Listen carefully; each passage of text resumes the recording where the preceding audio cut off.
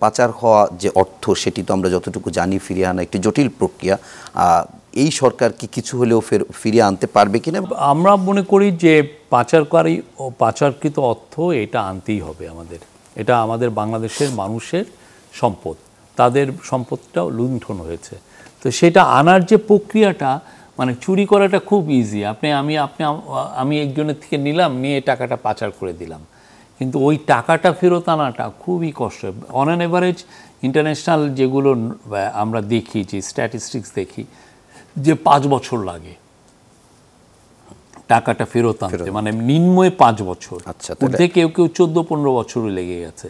এগুলো হয় কি লিগাল ইস্যু এসে যায়, যে আপনি ওইখানে ওই দেশের ল কি বলে, সেইখানে লিগাল অথরিটি, কেন ও তো টাকাটা ওইখানে নিয়ে গেছে, সে তো যে বলবে যে এটা আমার আসলে বাবার টাকা ছিল, উনি মারা গেছেন তাই আমি নিয়ে এসেছি, সে অনেক গল্প সাধবে না ওইখানে, অনেক গল্প বলবে। তো আমাদের হলো প্রমাণ করতে হবে যে এই টাকাটা আমাদের বাংলাদেশের মানুষের টাকা, তাদের হার্ড আর্ন মানি। তো এই টাকাটা আমার ফেরত নিতে হবে। এই যে মানিটা কিভাবে ট্রেল করে এই জায়গায় আসলো, বাংলাদেশের যে সমস্ত জায়গায়, কেম্যান আইল্যান্ডে গেল, সেন্ট লুসিয়ায় গেল, বা কেন গেল, সুইজারল্যান্ডে গেল, কেন কিভাবে গেল, এই ট্রেলটাকে আমাকে আইডেন্টিফাই করা। এই ট্রেলটাকে আইডেন্টিফাই করার মতো এক্সপার্টিস আমাদের ছিল না। আমরা সেই এক্সপার্টিসটা আমরা আনার চেষ্টা করেছি, সেই অনুযায়ী অনেককে ট্রেনিং দেওয়া হয়েছে।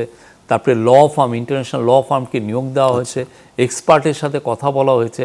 এই কাজগুলো আপনি, মানে আমি যদি বলি কালকে আনা উচিত, এটা আনতে পারলে তো, মানে এটা আপনি তো বললেনই 5 বছর লাগবে, সেক্ষেত্রে এই সরকার যদি চলে যায়, এই ধারাবাহিকতাটা দরকার কিনা? একটা জায়গায় নিয়ে যাচ্ছে। আচ্ছা, এই সরকার এই পুরো টাকাটা আনার যে প্রক্রিয়াটা, এটা এমন একটা জায়গায় নিয়ে যাবে যে এরপরে পরবর্তী সরকার এসে ওই টাকাটা খুব দ্রুত ফিরিয়ে আনতে পারবে। ইনভেস্টমেন্টের ব্যাপারে যদি বলতেন যে কিরকম সাড়া পাচ্ছেন? ইনভেস্টমেন্টটা গত বছর যখন জুলাই থেকে সেপ্টেম্বরের যে কোয়ার্টারটা ছিল, যেই সময় আসলে বিপ্লবটা হলো, তখন আসলে অবস্থা খারাপ ছিল। তারপরে কিন্তু স্লোলি এটা বেটার দিকে যাচ্ছে। তারপরে চিফ অ্যাডভাইজার অনেকগুলো দেশে গেলেন, বিশেষ করে চায়নায়, যে চাইনিজ ইনভেস্টরদেরকে বললেন বাংলাদেশে ইনভেস্ট করতে।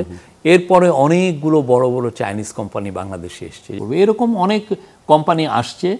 আমাদের এটা জোয়ারের মতো আসা উচিত, বাট আমরা বলবো যে গত বছর বা তার আগের বছরের তুলনায় আমরা যা দেখছি এটা খুবই ভালো একটা ট্রেন্ড আমরা দেখছি। এমনি ছোট সরকার বা অল্প সময়ের জন্য, সামনে নির্বাচন, সে কারণে বিগ ইনভেস্টমেন্ট তো নির্বাচনের জন্য ওয়েট করছে কিনা? আপনি দেখেন না, স্টারলিংকই তো অনেক ইনভেস্ট করছে। স্টারলিং চাচ্ছে বাংলাদেশকে তার হাব বানাতে।